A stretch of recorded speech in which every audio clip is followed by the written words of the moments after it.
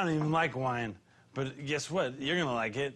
I need some cheese. What's up, everybody? This is Barnabas, aka Mac and Cheese, or Mac and Cheese, aka Barnabas, whichever you like, bringing you just the tips. Playing a little horde mode today on Insane, throwing in a couple mutators to make it a little easier on myself. But yeah, no, I can't keep doing that. Sorry, guys. Yeah, this is a game of horde mode. I threw it on Insane. Wanted to talk a little bit more about just basic movement and give you guys a couple tips along the way.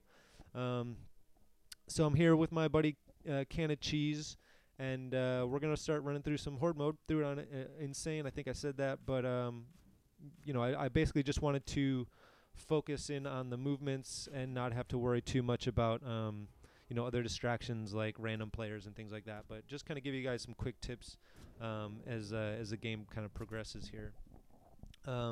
So yeah, this is the loading screen. Obviously, again, these are always great to study. They got the call-outs on there.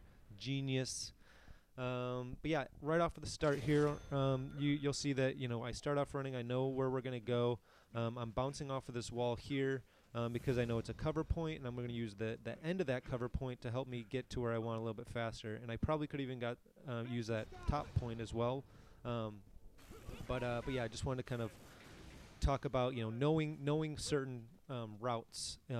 If you know the map, you know where the desirable routes are. So those are just quick little things to practice moving around the map. What I'm doing here is I'm kind of just showing off that as you are sliding into cover points, you can actually get out of them a lot faster if it's either an accident or if you want to use it to your advantage to you know, not stick to the wall, but, you know, maybe get aim down your sights a little bit faster. And what I'm doing there is, as I'm sliding to the wall, before I get to that cover point, I'm pulling back on the trigger, or sorry, on the thumbstick, and that's forcing me to not stick to the wall. So that might be something you guys want to kind of play around with, practice it, you know, kind of get used to the feeling of it. But it's definitely very, very helpful as you start moving around the map. And starting to get a little bit more comfortable with the cover system. This is another thing I like to do is when I'm practicing with bots is to, after I down them, try and kill them with the pistol because the active reload time is a little bit different, and I just like to get used to it. It also, you know, is kind of a clutch situation where you want to be as good with the pistol as you are with the Nasher or any of your other guns. So it's always good to practice that.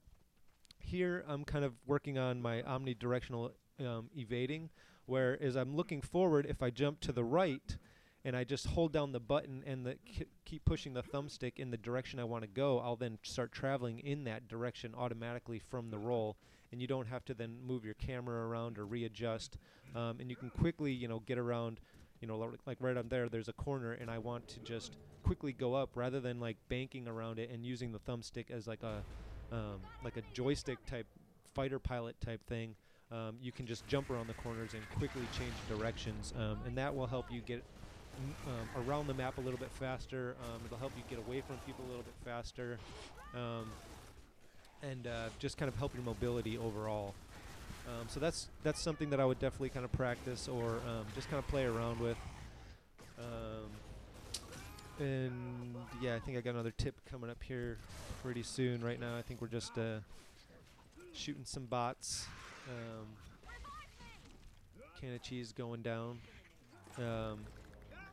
Yeah, so the next thing I want to talk about is just this game has a lot of breakable objects and things you can shoot through. So right there you see, don't be afraid to shoot through like plants and trees and stuff. You never know, you might actually shoot through it and hit them. There's a lot of breakable boxes and things like that as well. Now this what I'm doing right here is called right-hand advantage. Basically, all the characters in the Gears of War franchise are right-handed, and so you can quickly get a you know, use a pillar or some sort of object to shield yourself as your gun is more visible around a corner. That just makes you a little bit harder to hit. You know, when you have an enemy trying to push in on you. And what I did on the opposite side is you can get left-hand advantage. You know, it's very easy to not be against the wall and use right-hand advantage, but how do you get left-hand advantage? Well, the way to do it is to push up against the wall like you normally would, and then look around the wall, or aim down the sights around the wall, and then pull back on the control stick so you basically disengage from that cover, and then you will have left-hand advantage, or your character will be stuck in a left-hand advantage. The only disadvantage you have with that is then you will be stuck aiming down the sights, which basically reduces your mobility, and makes you easier to hit. So I don't use it that frequently, but it it does help in certain situations. So yeah, just practice that, and just get a feel for it, see how you like it. This last or second, I don't know, maybe third to last, second to last tip here is when you're taking damage, there is that Crimson Omen reticle, or the Crimson Omen sign that comes up that basically shows that how much damage you've taken, and it's a nice perfect circle.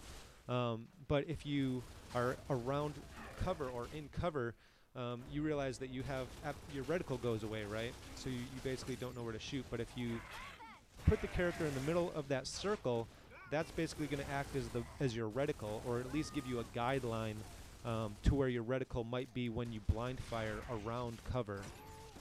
It's right there. Can of Cheese didn't have my back, and I got one-shotted.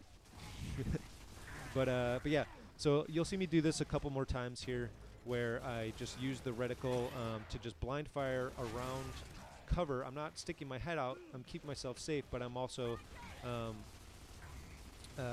getting a couple hits, or being a little bit more accurate as I'm firing around those things.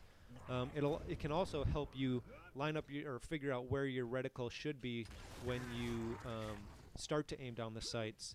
If you decide to, not blind fire around cover, but then pull out of cover and start shooting, it'll at least give you a ballpark idea of where your reticle is going to be, and then you can get on target a lot faster and have better accuracy.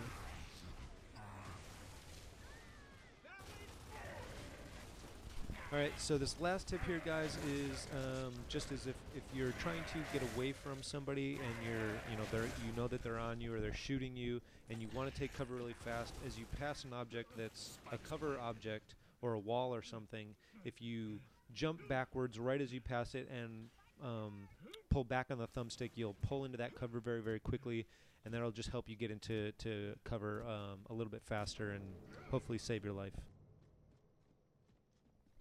So guys, practice your mobility, practice your right, left-hand advantage, practice getting your accuracy up, and if need be, use bots. So yeah, guys, those are the tips. I hope some of that helped you, and yeah, thanks for watching. I will catch you next time.